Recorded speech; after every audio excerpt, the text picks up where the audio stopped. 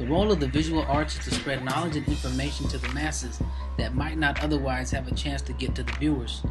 For example, movies like Black Hawk Down could reach audiences and give information on a true event to those who might have never heard of it.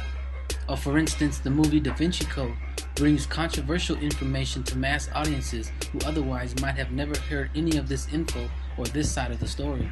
We can educate and entertain simultaneously.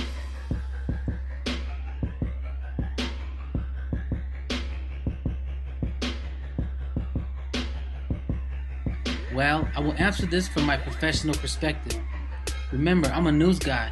I spent over 10 years in TV news biz, so I would say mostly negative. In the old days, people bought newspapers. That profit made it possible to hire skilled journalists, photographers, and editors. Now it's all free, save for the ads on their websites that few people care about if they haven't already blocked them, and the falling profits mean less quality journalistic talent, whose job it is also to take pictures when they are on assignment, if they go on assignments at all, rather than just calling in the information and pulling up a stock photo from archives.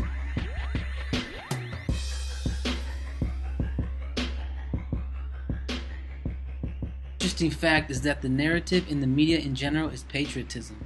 For Fox News Channel, it's a theme, and they will do anything to get the American flag in a graphic or footage. USA is a lot of portraying war and violence as fun and without consequences, romanticizing it through visual art. But then again, that's from my news profession. In the film, I would have to say images I tend to see are things like the all-seeing eye, which in my opinion is out there to create controversy but has nothing to do with so-called Illuminati.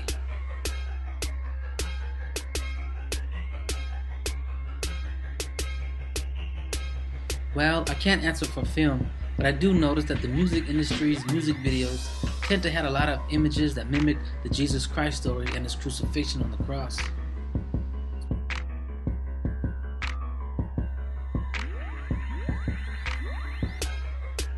John Woo and John de Tarsillo. John Woo is an action motion picture director who is all about visual artwork and aesthetics. He is a master of building well-composed scenes of visual eye candy. John de Tarsillo is one of the best visual storytellers in the world.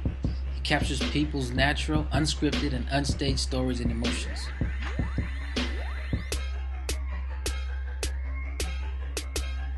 Well, in my creative process, I like to reference the masters and how they studied light and how it worked and reflected.